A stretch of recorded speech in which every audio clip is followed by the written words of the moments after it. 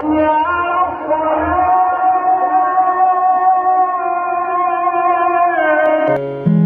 alaykum hurmatli musulmon ahli. Do'stlar, videoni oxirigacha ko'ringlar. Hamma haqiqatni aytaman.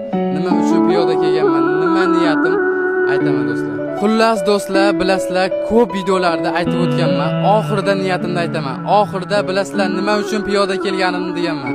Aytish fursati yetdi. Do'stlar, bu yo'l davomida ko'p mo'jizalarni ko'rdim, ko'p insonlarni ko'rdim. Hammasini xulosa qilgan holda bironta reklama olmadim. Faqat Allohning yo'liga ketsin. Alloh ko'rib turibdi, eshitib turibdi. Shu yo'lni tutmoqchiman.